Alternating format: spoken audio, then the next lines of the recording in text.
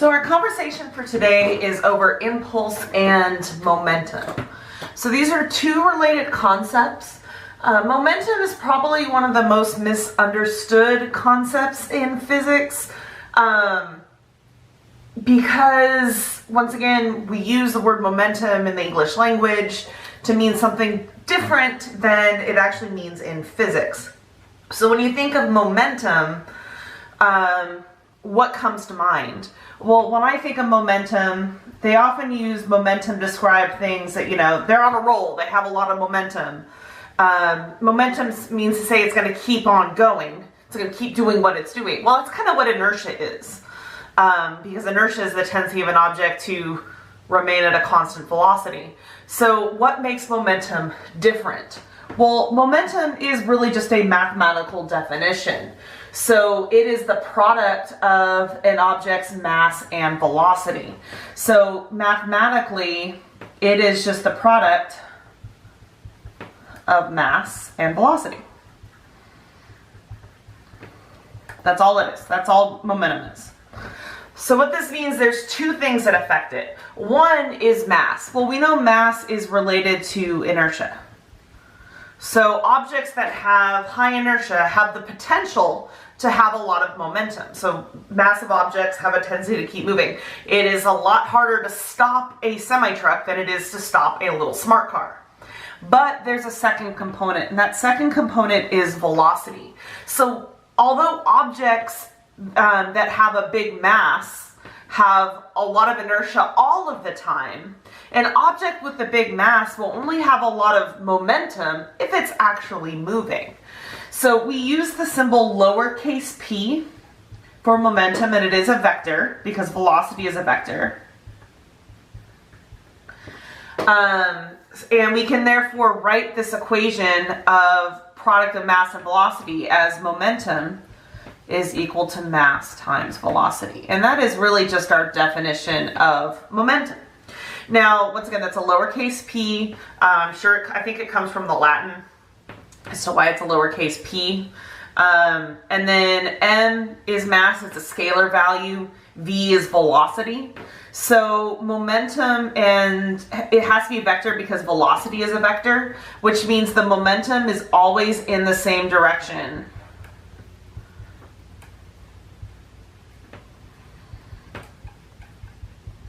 as the velocity. So your momentum is always in the same direction as the velocity.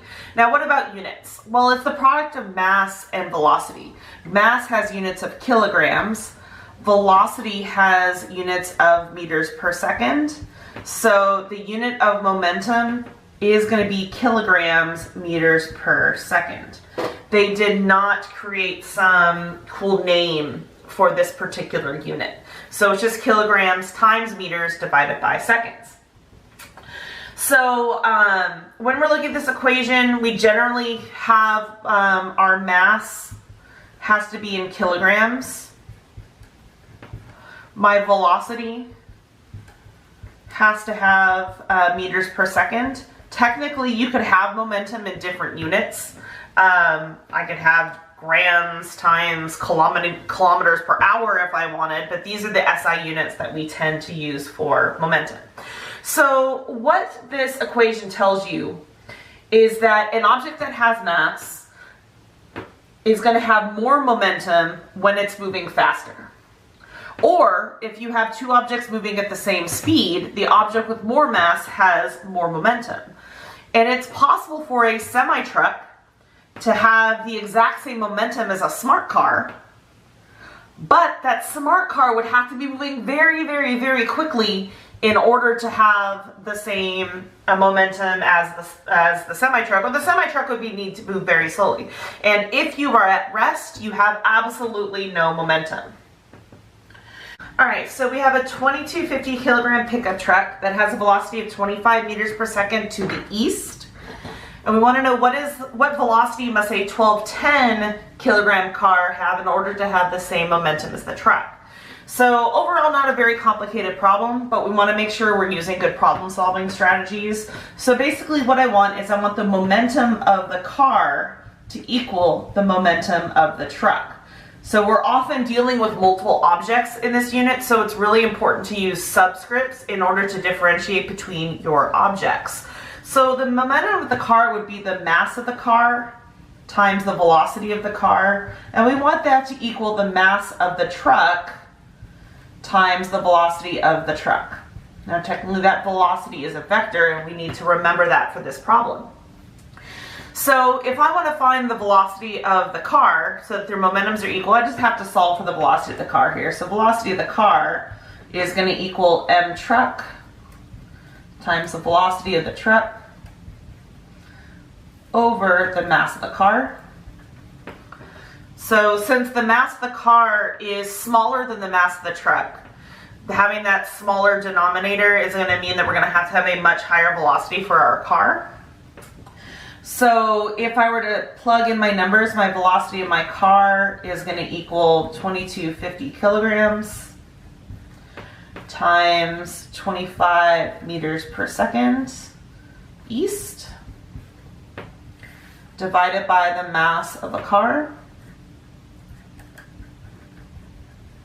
Now you don't have to include the direction in your formula, but I do that sometimes to remind myself that I need to have that direction in my answer. And because that's the only direction in this problem, the direction of the momentum of the car would have to be the same.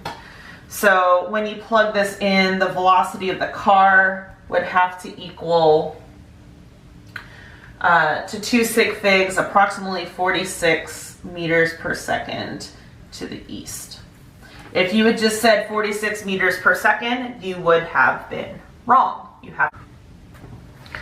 Okay, so impulse is another concept that really came about by kind of understanding the relationship between momentum and what causes the momentum and what causes change in momentum. And it boils down to Newton's second law. So Newton's second law says that our force is equal to mass times acceleration. Well, we also know that our acceleration is equal to change in velocity over change in time. So I could substitute that in here and have change in velocity over change in time. Well, if I were to break down this delta V, that's the same thing as V2 minus V1, so end minus start, over my change in time.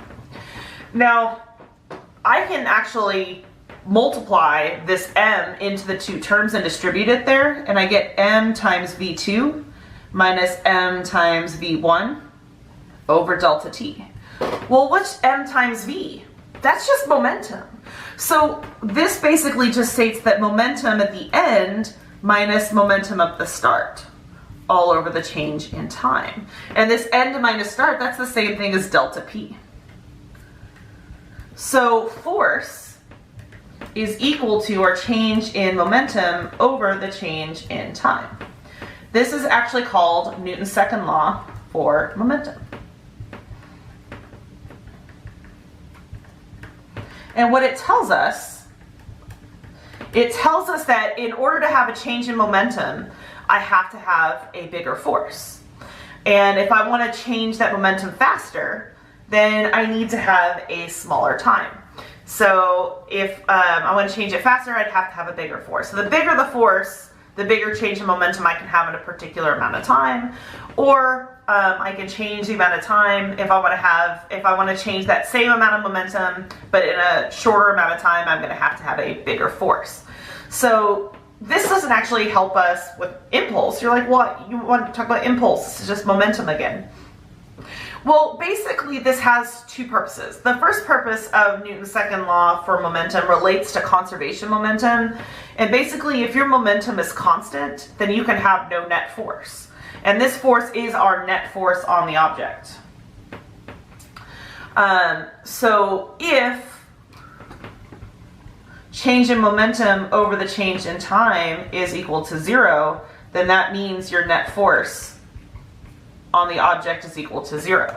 So that's kind of cool. So that means as long as I have no net force, I'm going to keep a constant momentum. Very cool. The other thing it does is if I actually rearrange this and multiply the time to the other side, I get net force times time is equal to the change in momentum. This right here is called the impulse momentum theorem.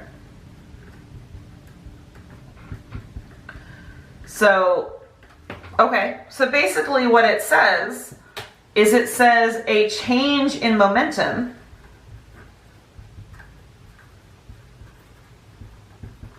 is caused by an impulse. So basically, impulse is once again another mathematical definition. So what it basically says is impulse says if I apply a force over a period of time, I can cause a change in momentum. So impulse causes a change in momentum. Now I could apply a very, very small force over a very, very long period of time and still get a big change in momentum. Or I could apply a large force over a small amount of time and get that same change in momentum. The symbol for impulse is on its own is a capital J. Once again, that comes from the Latin. And because impulse is equal to our change in momentum, you could simplify that equation by saying our change in impulse is equal to our change in momentum. That impulse, because it's equal to the change in momentum, can have units of kilogram meters per second, just like momentum. But because it's also equal to force times the change in time, if we look at those units, that would be newtons times seconds would be our SI unit. So sometimes you'll see impulse written as Newton seconds. So you can have problems involving impulse, you can have problems involving momentum, and just realize the two are related. You're going to see that in lab. Okay, so last topic for impulse and momentum today is graphs. So of course the AP exam loves graphs, and graphs give us a really good understanding for kind of how things work. So speaking of work, remember that work was equal to force times essentially displacement, the change in the distance traveled in one dimension. So this had a graph associated with it. If we graphed a force and displacement graph, if I had some sort of function, then remember that the area under the curve was equal to work.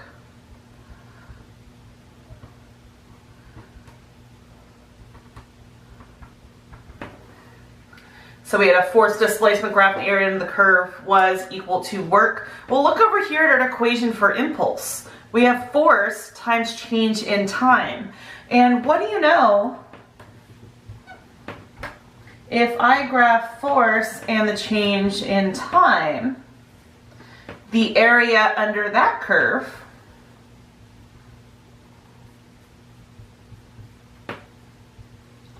is equal to impulse. And remember, impulse is equal to the change in momentum. So sometimes what you'll see is you'll see a force time graph, and they'll ask you, they'll say, hey, if the car starts at rest, what is its final speed? And you're looking at this graph and you're like, well, there's no speed on here. How do I find that? Well, because my force, the area under the curve, that area would equal impulse. If I were to calculate that area, that impulse is our change in momentum. That change in momentum is m times delta v, which would be m times v2 minus v1. So if I know my area and I know mass and I know one of my two velocities, I can find the other velocity. The other thing I could do is actually, if they tell me my starting and final velocity, I could find the mass of the object. That would be kind of cool if I had the area. So there's different things you can do with that graph. So the graph on its own isn't very complicated. It's just remembering that you can do that. It's a good reminder that we can do the same thing with work. It is possible to have a negative area if your force changes directions. So for example, if I have some sort of force and I'm pushing it at a constant force this way, and then I decide to decrease that force and then change the direction of that force, I could have all sorts of weird graphs. and you would still have the positive area and you would still have the negative area type idea. So you can do different types of things that we've done with other graphs. But once again, like they love to ask questions with this force time graph and then ask you about velocity and mention impulse nowhere in the problem. Or they'll ask for what is the momentum at the end if it started at rest, or what was its initial velocity if it ends at rest. Different types of things with that. So they like to use these graphs on multiple choice questions because they just give you a graph and a wide range of different things they can have you do. The other thing that they can have you do is they'll sometimes start off a problem with this graph, and that's all the information that you're actually given. And then just remember that they like to combine impulse, momentum, they like to combine things with energy, they like to combine problems with forces. So momentum is a really great topic because since it does involve speeds and time, you can pull in a lot of different types of problems. So impulse and momentum, just like work and energy, are very, very important, like foundational topics because they link to so many different types of problems. You're going to get a chance to kind of see some of this in lab.